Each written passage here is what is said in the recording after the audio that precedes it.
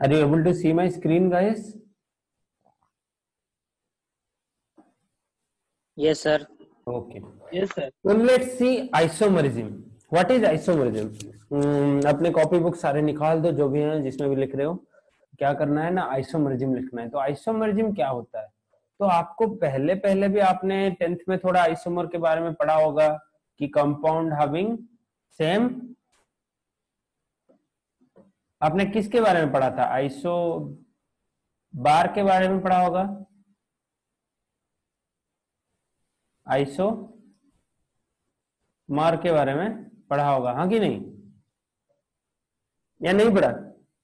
Okay, छोड़ो, पढ़ा है नहीं पढ़ा है वो देखेंगे. अभी देखो आइसोमर क्या होता है. आइसोमर होता है ऐसा ऑर्गेनिक हो या इनऑर्गेनिक कंपाउंड हो, ऐसा कंपाउंड होता है which have same molecular formula but different physical and chemical property are called isomer. And ये जो प्रोसेस को या फिर इस जो फेनोमेनन को हम बोलते हैं आइसोमरिज्म. तो ये जो कंपाउंड होता है जो same molecular formula but different physical and chemical properties carry करता है उसको हम बोलते हैं आइसोमर्स. और इस जो फेनोमेनन को हम बोलते हैं, ये जो फेनोमेनन को हम बोलते हैं आइसोमरिज्म.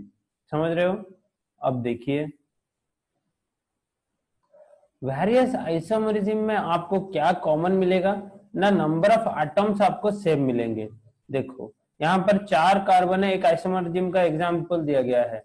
यहाँ पर 4 कार्बन है, यहाँ पर 4 कार्बन है और एक ऑक्सीजन है, 10 हाइड्रोजन है. तो इसके कितने आइसोमर ऑर्गेनिक केमिस्ट्री में हमें पॉसिबल मिलेंगे? तो एक स्ट्रेट अल्कोहल मिला, इसको क्या बोलते थे? अल्कोहल, बिकॉज OH ग्रुप है. इसका नाम क्या होगा? 4 कार्बन वाला अल्कोहल है तो ब्यूटानॉल होगा. एक होगा वही 4 कार्बन वाला अल्कोहल बट थोड़ा चेंज के साथ, इसको क्या बोलेंगे हम? 2 मिथाइल प्रोपानॉल. फिर ये देखो 2 ब्यूटानॉल, अल्कोहल का पोजीशन चेंज हुआ. सिमिलरली यहाँ पर देखो एक टर्शियरी अल्कोहल है, ये एक 3 डिग्री अल्कोहल है. 3 डिग्री अल्कोहल मतलब जिस अल्कोहल के साथ कार्बन के साथ अल्कोहल जुड़ा है वहां पर और 3 कार्बन के साथ बॉन्ड बना हुआ है. यहाँ पर देखो ये एक ईथर है, मिथॉक्सी प्रोपेन, ये एक ईथर है. फिर यहाँ पर देखो इथॉक्सी इथेन, सबका मॉलिक्यूलर फॉर्मूला सेम है, C4H10O. ये सबका मॉलिक्यूलर फॉर्मूला सेम है बट इन लोगों का क्या डिफरेंट है ना, फिजिकल प्रॉपर्टी डिफरेंट है और केमिकल स्ट्रक्चर भी डिफरेंट है. देखो यहाँ पर बच्चों, ये देखो 2 मेथॉक्सी प्रोपेन, तो अल्कोहल और ईथर देके ये लोग इतने सारे कंपाउंड का एक ही फॉर्मूला होगा. अगर आप सिंपली लिख लेते हो ब्यूटानॉल के लिए C4H10O तो ये पूरा आपके लिए गलत हो जाएगा, बिकॉज आपको कंप्रेस स्ट्रक्चर में नहीं लिखना है, आपको पूरा लंबा चौड़ा स्ट्रक्चर लिखना है. मतलब इतने सारे स्ट्रक्चर एक ही स्ट्रक्चर से पॉसिबल हो रहे हैं, देख रहे हो? तो इस कंपाउंड के कितने आइसोमर हुए, गिन लो. 1 2. एग्जाम में डायरेक्ट पूछ देता है, एक कंपाउंड देगा रैंडमली और उसका कितना आइसोमर होगा. तो आपको ऐसे कुछ ट्रायल एंड एरर मेथड से आइसोमर बनाने आने चाहिए. कितने सारे पॉसिबल आइसोमर होते हैं, सबका गलत होता है बेटा, पर आपको ट्राई करना चाहिए ऐसे से क्वेश्चन. तो यहाँ पर ये जो C4H10O का कितना आइसोमर हुआ ना sir? 7 isomers, 7 possible isomers. Okay 7. Note down करते रहिए, बैठिए मत, सो जाइए मत, नोट डाउन करिए, नहीं तो आप लोग एडवांस बच्चे हो, स्नैप ले जाइए. अभी हम देखते हैं टाइप्स ऑफ आइसोमरिज्म. भाई कितने टाइप में आइसोमरिज्म को हम डिवाइड कर सकते हैं? आइसोमरिज्म को हम कितने टाइप में डिवाइड कर सकते हैं? तो बेसिकली आइसोमरिज्म 2 टाइप्स में हम डिवाइड कर सकते हैं. क्या? एक है स्ट्रक्चरल आइसोमरिज्म, आगे नहीं. दूसरा है स्टेरियो आइसोमरिज्म. अच्छा, तो हम इन सब का डेफिनेशन तो आगे जाके देखेंगे, इन सब में एग्जांपल देखेंगे. बट स्ट्रक्चरल के अंदर क्या क्या एग्जांपल आते हैं हमारे? चेन आता है, पोजीशन आइसोमरिज्म आता है, फंक्शनल आइसोमरिज्म आता है, मेटामरिज्म आता है, टॉटोमरिज्म आता है और रिंग चेन आइसोमरिज्म आता है. फिर स्टीरियो आइसोमरिज्म में हमारे अंदर क्या क्या आता है ना, ऑप्टिकल आइसोमरिज्म आता है, और ज्योमेट्रिकल आइसोमरिज्म आता है। तो सर इतने सारे आइसोमरिज्म को लेके हम करेंगे क्या? हम देखेंगे कैसे डिफरेंट केसेस में आपको कंपाउंड को पहचानना आना चाहिए। ऑर्गेनिक कंपाउंड जो होता है वो बहुत आपको डिसगाइज कर सकता है, मतलब आपको द्वंद में डाल सकता है कि कौन सा कंपाउंड क्या है। तो अगर आपके पास आइसोमरिज्म का बेसिक नॉलेज, इस सारे आइसोमरिज्म का बेसिक नॉलेज होगा, तो आप डिफरेंट टाइप्स के कंपाउंड को इजीली पहचान पाओगे। आप इजीली सारे फंक्शनल ग्रुप वाले कंपाउंड को पहचान पाओगे। जैसे कि पिछले चैप्टर में हमने फंक्शनल ग्रुप वगैरह पढ़ा है, जिसका वीडियो भी हमने जारी किया गया है वहां पर, और आप जाके उसको देख सकते हो कि सर हमने फंक्शनल ग्रुप सारे पहचानना सीख लिया है। बट अभी हमें और क्या पहचानना बाकी रह गया ना, आइसोमर्स को पहचानना बाकी रह गया। तो अभी देखो स्ट्रक्चरल आइसोमरिज्म के पहले पॉइंट में हमने क्या देखा ना सर, स्ट्रक्चरल आइसोमरिज्म। तो देखो डिवीजन को लिखा है तो स्ट्रक्चरल के नीचे पहले आता है चेन, उसके बाद पोजीशन, उसके बाद टॉटोमरिज्म, मेटामरिज्म वगैरह वगैरह। ओके, फंक्शनल ऐसे करके आते हैं। तो स्ट्रक्चरल आइसोमरिज्म में क्या होता है ना, कंपाउंड्स का मॉलिक्यूलर फॉर्मूला सेम होता है बट उसका प्रॉपर्टीज डिफरेंट होता है। क्यों ना, उन लोगों का स्ट्रक्चर में डिफरेंस होता है, उसका प्रॉपर्टी डिफरेंस होता है। क्यों ना, उन लोगों का स्ट्रक्चर में डिफरेंस होता है। Are called structural isomer and the phenomenon is called structural isomerism. इस फेनोमेनन को हम बोलते हैं structural isomerism. Okay, as the basis of organic phenomenon is a molecular structure or constitution of organic molecules, hence the isomerism is also called as constitutional isomerism। तो इस isomerism को हम constitutional isomerism बोलते हैं। तो स्ट्रक्चरल आइसोमरिज्म को हम और क्या बोल सकते हैं भाई लोग, कॉन्स्टिट्यूशनल आइसोमरिज्म, बिकॉज स्ट्रक्चर में जो डिफेक्ट आता है या डिफरेंस आता है या फिर कॉन्स्टिट्यूशन में जो डिफरेंस आता है, उस टाइप ऑफ आइसोमरिज्म को हम बोलते हैं स्ट्रक्चरल आइसोमरिज्म। ओके, तो बेसिक नाम है। अभी देखो चेन आइसोमरिज्म, अगर जो हमारा बेसिक चेन है उसमें कोई डिफरेंस आया और कंपाउंड का नाम बदल गया या फिर प्रॉपर्टी बदल गया और नंबर ऑफ कार्बन और नंबर ऑफ ये सेम रहे, तो वहां पर हम बोलेंगे क्या, चेन आइसोमरिज्म। जैसे कि यहाँ पर एन ब्यूटेन और आइसोब्यूटेन का देखिए, एन ब्यूटेन जो कि स्ट्रेट चेन ब्यूटेन है, 4 कार्बन 10 हाइड्रोजन है। ओके, और यहाँ पर आइसोब्यूटेन को देखिए, 2 मिथाइल प्रोपेन या फिर इसको हम बोलते हैं आइसोब्यूटेन। वेरी इंपॉर्टेंट एग्जांपल बेटा, इसको नोट डाउन करिए। यहाँ पर ये चेन आइसोमरिज्म का एग्जांपल है, तो हेडिंग लगाइए चेन आइसोमरिज्म और उसके नीचे लिखिए, क्या लिखिए ना, isomer which differ in properties due to the difference in their carbon skeleton.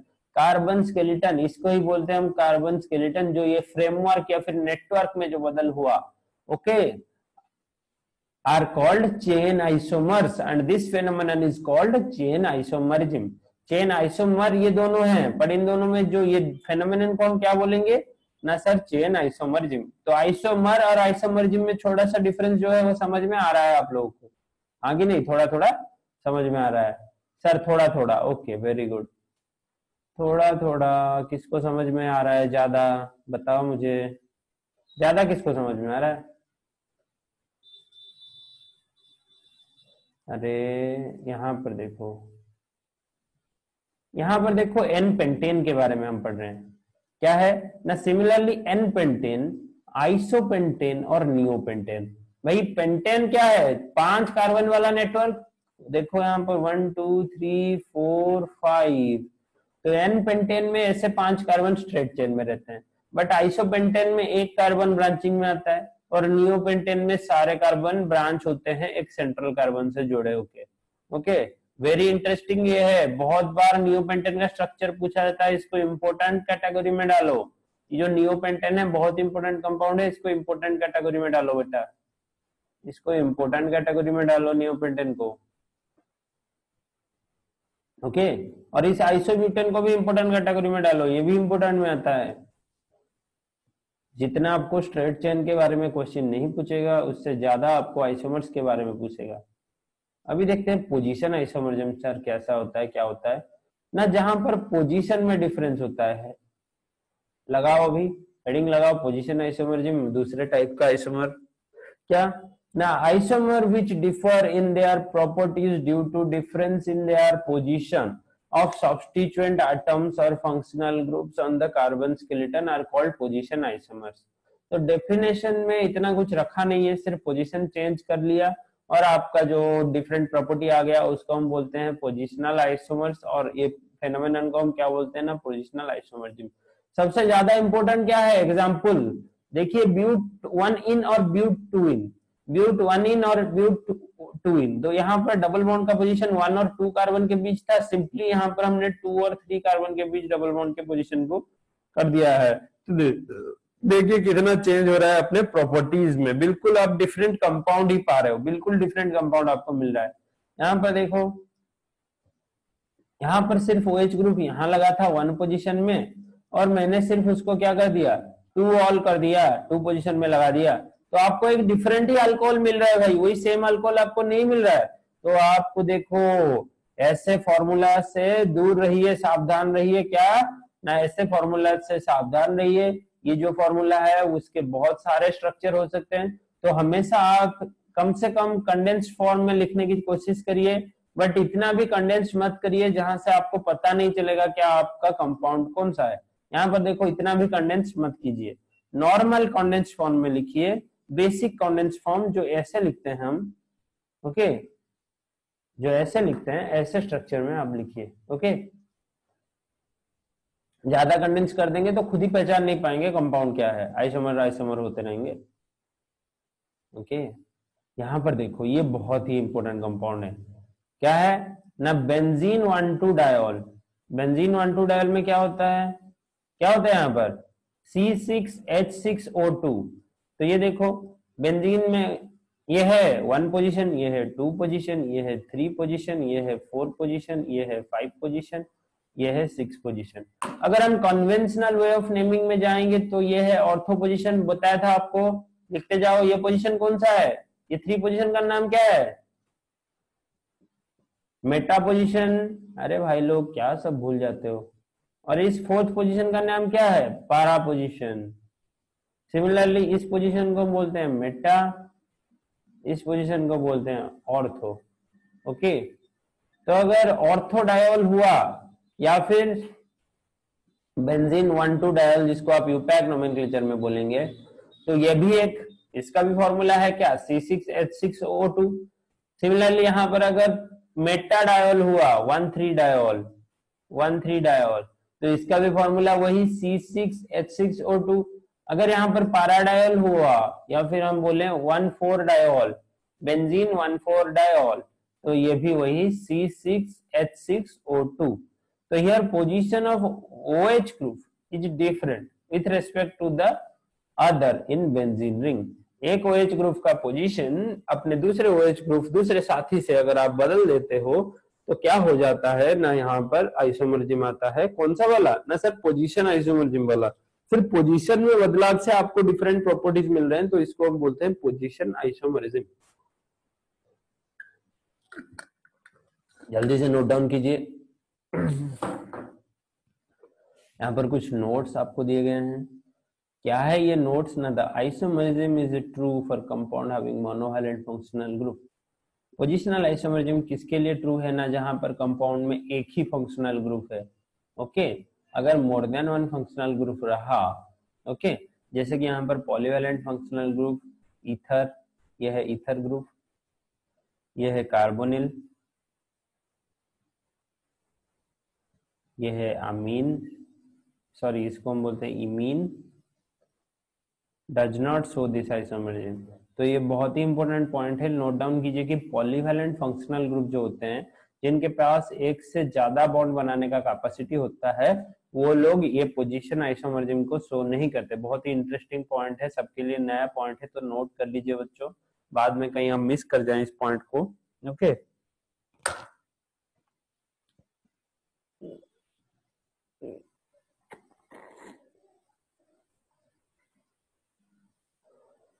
तो ये लोग क्या शो करेंगे, ये जो फंक्शनल ग्रुप हैं ये लोग क्या शो करेंगे, आगे जो हम पढ़ेंगे फंक्शनल आइसोमरिज्म ये लोग शो करेंगे, ये लोग पोजीशन आइसोमरिज्म शो नहीं करेंगे, बिकॉज ये लोग पॉलीवैलेंट है, तो ये लोग फंक्शनल आइसोमरिज्म शो करेंगे, ये लोग फंक्शनल आइसोमरिज्म शो करेंगे, हाँ कि नहीं, ये लोग फंक्शनल आइसोमरिज्म शो करेंगे।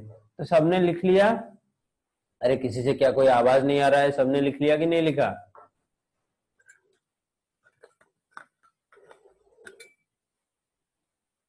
Yes sir. Okay, very nice.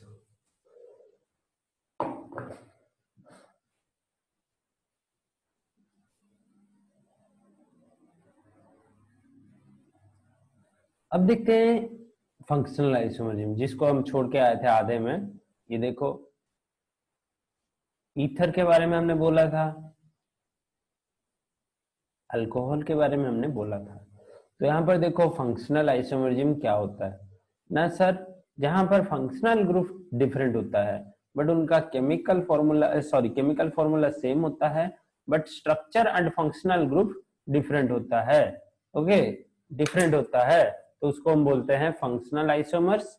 और इस फेनोमेनन को हम क्या बोलेंगे ना, फंक्शनल आइसोमरिज्म। तो ये फेनोमेनन वाला जो लाइन है वो हर जगह कॉमन है, तो आप लोगों को आपके जो डेफिनेशंस लिखने में एग्जाम में ये इजी हो जाएंगे अगर पूछे गए तो। बहुत ही कम डेफिनेशन अभी हम पूछते हैं, बिकॉज आजकल का ट्रेंड ही हो गया है, एमसीक्यूज आता है आपके एग्जाम्स में और शॉर्ट क्वेश्चंस आता है आप लोगों के लिए। यहाँ पर देखिए C2H6O सेम है, ये फॉर्मूला जो इसका है इसका भी है, बट ये एक अल्कोहल है और ये एक ईथर है, मतलब इन लोगों में फंक्शनल ग्रुप डिफरेंट है। यहाँ पर फंक्शनल ग्रुप OH है और यहाँ पर फंक्शनल ग्रुप है O single bond O, sorry single bond O single bond. Okay, तो यहाँ पर एल्डिहाइड और कीटोन के बीच देखो प्रोपानॉल और प्रोपानोन। एल्डिहाइड क्या होता है ना, एल्डिहाइड ग्रुप होता है C डबल बॉन्ड OH, यह वाला पार्ट होता है aldehyde group. Okay, but ketone group क्या होता है ना, C डबल बॉन्ड O सिर्फ, और दोनों तरफ में आप आल ग्रुप लगा सकते हैं। अगर एक तरफ H ग्रुप रह गया तो उसको हम बोलेंगे एल्डिहाइड, जैसे कि यहाँ पर प्रोपानॉल में रहता है और प्रोपानोन में क्या हो जाता है ना, दोनों तरफ CH3 रहते हैं। ओके, तो यहाँ पर देखो सियानाइड और आइसोसियानाइड बहुत ही इंपॉर्टेंट एग्जाम्पल है बेटा।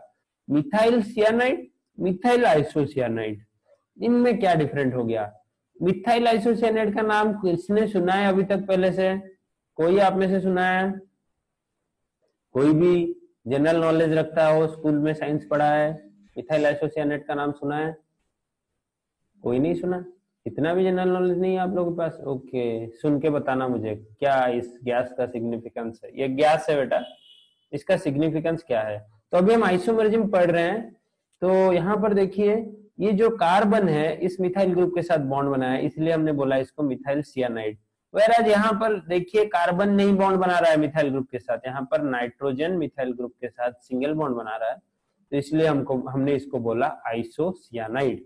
ओके, सारे एग्जाम्पल्स लिखिए, कोई भी एग्जाम्पल मिस मत कीजिए। और इसके अलावा भी एनसीईआरटी बुक में बहुत सारे अलग अलग एग्जाम्पल हैं, सारे एग्जाम्पल को अपने कॉपी में नोट डाउन कीजिए, प्रैक्टिस कीजिए कैसे क्या होता है देखिए।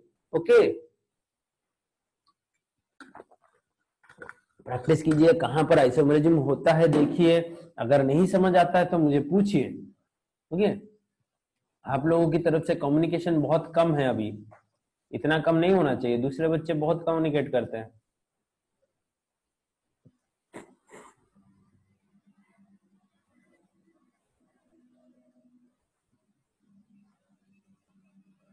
यहां पर देखो क्या ना, general formula for functional isomerism. तो फंक्शनल आइसोमरिज्म के लिए जनरल फॉर्मूला क्या है ना, पहला फॉर्मूला जो है अल्कीन, अल्किडाइन और साइक्लोहेक्सीन, साइक्लोअल्कीन के लिए ये क्या है ना, CnH2n-2। यहाँ पर अगर आप n के जगह 1 डालोगे या फिर 2 डालोगे या फिर 3 डालोगे, आपको डिफरेंट टाइप के फंक्शनल आइसोमर्स मिलेंगे। सिमिलरली अल्कोहल और ईथर का फंक्शनल आइसोमर जो हमने एग्जांपल 1 में देखा था ऊपर, ये है, यहाँ पर आप 2 डाल लीजिए, क्या हो जाएगा C2H6O। ऐसे ही 3 डालेंगे वो भी अल्कोहल और ईथर दोनों देगा, ऐसे करके आप आइसोमरिज्म देख सकते हैं। सिमिलरली एल्डिहाइड और कीटोन और ऑक्सीरेन या फिर इपोक्सी, ये ग्रुप आपके लिए नया है, आगे हम इसके बारे में बहुत डिटेल में पढ़ेंगे सेकेंड ईयर में, detail in second year, side में लिख लो भाई, जिस जो भी पढ़ाएंगे आपको वहां पर आप पढ़ेंगे आसानी से। यहाँ पर देखिए CnH2nO2, ये क्या है ना, इस टाइप में आप अगर n के जगह 1 2 3 लेके n के जगह आप क्या ले सकते हो 1 ले सकते हो, 2 ले सकते हो, 3 ले सकते हो, डट डट डट डट डट n तक ले सकते हो। ओके, सारे नेचुरल नंबर्स, ऐसे नहीं कि 0.5 ले लिया, -2 ले लिया, ऐसे नहीं मत ले लेना। ओके, सारे नेचुरल नंबर्स ले पाओगे। नेचुरल नंबर्स क्या है अगर नहीं पता तो जाके देखिए अपने स्कूल बुक्स। अभी CnH2nO2, यहाँ पर क्या है ना, इसको आप एसिड्स बोल सकते हो, ईस्टर भी बोल सकते हो सर, ईस्टर भी बोल सकते हैं, और हाइड्रोक्सिल कार्बोनिल जैसे कि एल्डिहाइड और कीटोन जैसे कंपाउंड्स में भी ये वाला होगा जहां पर 2 एल्डिहाइड ग्रुप हो या फिर 2 कीटोन ग्रुप हो। ओके, दिखाऊंगा, ये सारे एग्जांपल दिखाऊंगा अगर आप लोगों ने अच्छे से ये वाले पार्ट कंप्लीट करके मुझे बोला नेक्स्ट क्लास तक। अगर अच्छे से जितना पढ़ा जा रहा है उतना भी कंप्लीट नहीं किए तो ये एग्जांपल देखने का कोई फायदा नहीं होगा। ओके, अभी मेटामरिज्म के बारे में आते हैं। सर क्या होता है मेटामरिज्म? ना सर, जो आइसोमर्स अपने दूसरे आइसोमर से कैसे डिफर करते हैं ना, एक देखो लिखो, isomers which differ in the properties due to difference in the nature of alkyl group. आपके जो अल्काइल ग्रुप के नेचर से, अभी तक जो हमने देखा फंक्शनल ग्रुप के बारे में देखा था, अभी हम अल्काइल ग्रुप के डिफरेंस से जो होगा to a polyvalent functional group is known as metamers. अगर एक अल्काइल ग्रुप बदलता है एक पॉलीवैलेंट फंक्शनल ग्रुप के चारों तरफ तो उसको हम बोलेंगे metamer, and the phenomenon is known as metamerism. तो ये बेसिकली हमें ईथर्स में देखने को मिलता है जहां पर आप दोनों तरफ डिफरेंट अल्काइल ग्रुप लगा सकते हो। जैसे कि यहाँ पर C4H10 में देखिए, इंटरेस्टिंग एग्जांपल है, C4H10 में देखिए मेटामर्स का, यहाँ पर आप इथोक्सी इथेन ले रहे हो, दोनों तरफ इथोक्सी ग्रुप है, सॉरी दोनों तरफ C2H5 या फिर इथाइल ग्रुप है, और यहाँ पर आप ले रहे हो मिथोक्सी प्रोपेन, एक तरफ मिथाइल ग्रुप CH3 और दूसरे तरफ CH2CH2CH3 प्रोपाइल ग्रुप। ओके, यहाँ पर ले रहे हो 2 मिथोक्सी प्रोपेन, इसको हम बोलते हैं 2 प्रोपेन, सॉरी यहाँ पर इसको हम बोलेंगे 1 2, तो नोमेनक्लेचर करो इस पार्ट का, 1 मिथोक्सी। ओके, ये कुछ गड़बड़ है भाई, इसका नोमेनक्लेचर गड़बड़ है, और एक बार करो इसको, इसके नोमेनक्लेचर को करो। ओके, फिर आगे क्या होता है?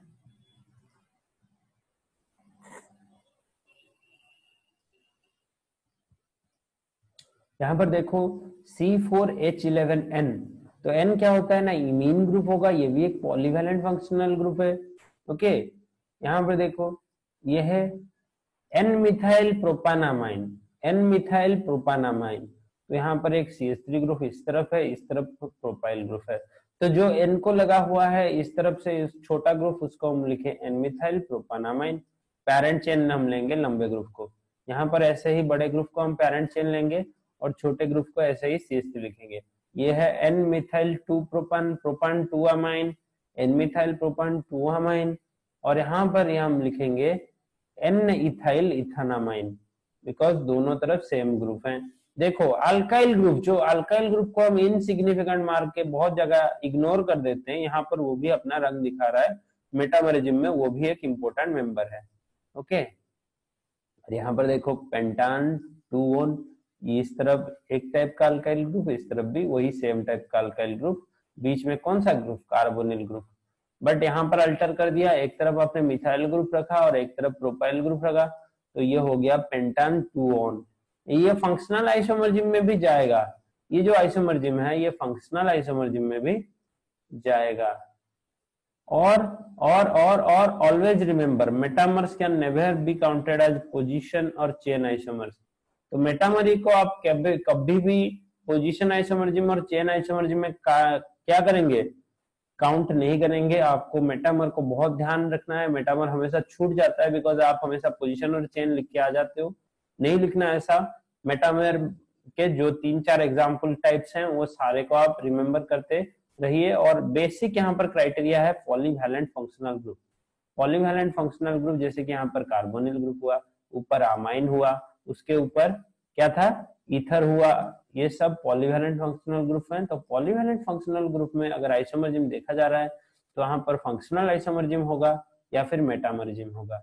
पॉलीवैलेंट फंक्शनल ग्रुप को आपको नजर में रखना है, हाँ कि नहीं? तो नोट डाउन करते रहिए छोटे छोटे पॉइंट साइड में, कॉपी के साइड में मार्जिन के ऊपर अगर आपको कुछ इंटरेस्टिंग पॉइंट्स मिल रहे हैं तो लिखते रहिए लिखते रहिए। कॉपी को सुंदर बनाने की कोशिश मत कीजिए, कॉपी को इंफॉर्मेटिव बनाने की कोशिश कीजिए जो कि आपको एग्जाम्स में काम में आए।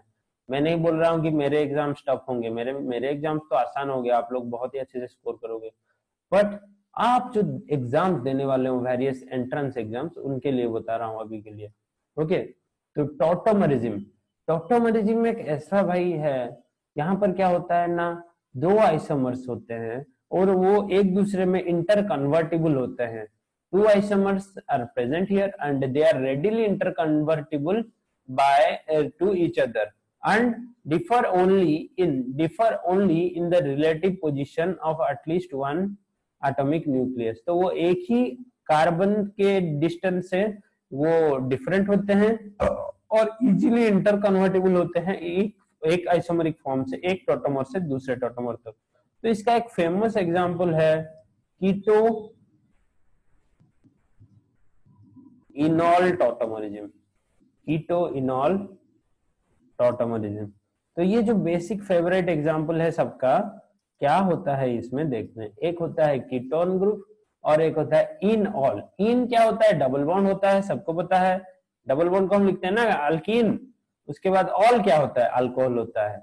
तो ये देखिए कीटोइनॉल टॉटोमरिज्म, यहाँ पर कीटोइनॉल टॉटोमरिज्म के बहुत सारे एग्जाम्पल दिए गए हैं।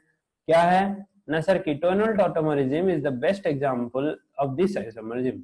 This is shown by aldehyde or ketone with alpha hydrogen and can be simplest form। ये देखो यहाँ पर जो ये होता है, ये जो ऑक्सीजन है इसका डबल बॉन्ड, आज हम यहीं पर खत्म करेंगे स्ट्रक्चरल आइसोमरिज्म में।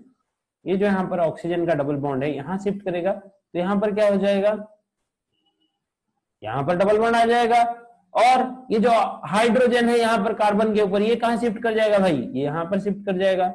तो आपको मिल गया कीटो फॉर्म और इन ऑल फॉर्म। इन है डबल बॉन्ड को हम बोलते हैं इन और अल्कोहल को हम बोलते हैं ऑल। तो कीटो और इनऑल फॉर्म के नाम में मत जाइए, नाम में ही सब कुछ है, बट आप नाम में मत जाइए, स्ट्रक्चर बनाने की कोशिश कीजिए अपने कॉपी में, स्ट्रक्चर बनाइए। यहाँ पर देखिए और एक कीटो फॉर्म और इनऑल फॉर्म के बारे में बात किया जा रहा है। ये है कीटो फॉर्म, अगर हाइड्रोजन शिफ्ट हुआ या फिर हाइड्राइड, सॉरी हाँ हाइड्रोजन शिफ्ट बोलते हैं इसको, हाइड्राइड शिफ्ट मत बोलिएगा।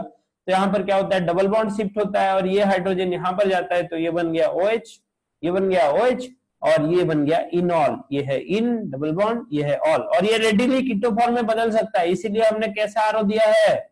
इसीलिए हमने इन दोनों के बीच ऐसा एक आरो दिया है, मतलब ये दोनों फॉर्म इंटर कन्वर्टेबल है। ये जो लेफ्ट हैंड साइड से राइट हैंड साइड तक इजीली कन्वर्टेबल हो सकता है। ओके, सबको ऑडिबल है या कोई नहीं सुन रहा है अभी तक? देखो अभी देखो एसिड कैटालाइज्ड, एसिड कैटालाइज्ड मतलब जिस रिएक्शन में आप प्रोटॉन देके ये रिएक्शन कर रहे हो। सर रिएक्शन क्या ऐसे हो जाता है? नहीं होता है, आपको प्रोटॉन देके करना पड़ेगा। अगर आपने प्रोटॉन दिया तो प्रोटॉन दोगे तो यहाँ पर ऑक्सीजन का लोन पेयर जो है वो इलेक्ट्रॉन है। इलेक्ट्रॉन किसको अटैक कर सकता है? ना पॉजिटिव, इलेक्ट्रॉन किसको अटैक कर सकता है? ना सर पॉजिटिव चार्ज को अटैक कर सकता है। वॉइस ऑडिबल नहीं हो रहा है क्या? No sir audible. Okay, electron यहाँ पर पॉजिटिव चार्ज को अटैक किया तो देखो यहाँ पर एक इंटरमीडिएट बनाया और कार्बन के ऊपर पॉजिटिव चार्ज आ गया, बिकॉज यहाँ पर ऑक्सीजन को अपना जो हाइड्रोजन की तलाश थी वो मिल गए। और यहाँ पर ये जो हाइड्रोजन है इसको हम बोलते हैं alpha hydrogen, alpha hydrogen. Okay, ये जो अल्फा हाइड्रोजन है यहाँ पर ये शिफ्ट करता है।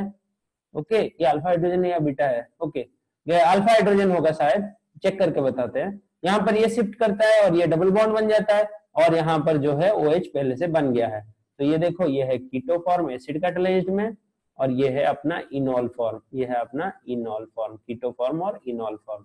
ओके, वही बेस कैटालाइज्ड में इसका उल्टा होता है। एसिड में H+ आ रहा था, बेस कैटालाइज्ड में OH- आएगा। एक बेस का नाम बताओ भाई, एक बेस का नाम बताओ जो आप जानते हो। अरे KOH NaOH, तो बेस जो होता है वो आपको OH- आएंगे। बेस क्या है? KOH सर NOH वगैरह वगैरह। Very good सुतिरंजन।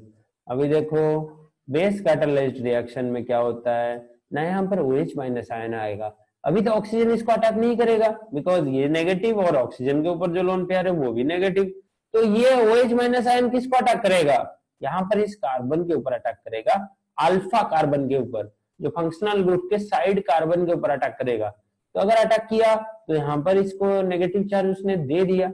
अगर नेगेटिव चार्ज यहाँ आ गया तो ऑक्सीजन क्या करेगा, इस नेगेटिव चार्ज को अपने तरफ लेने की कोशिश करेगा, लेने के बदले ये डबल बॉन्ड यहाँ पर शिफ्ट किया स्टेप 2 में, और ये जो नेगेटिव चार्ज है ऑक्सीजन के ऊपर चला गया, है कि नहीं।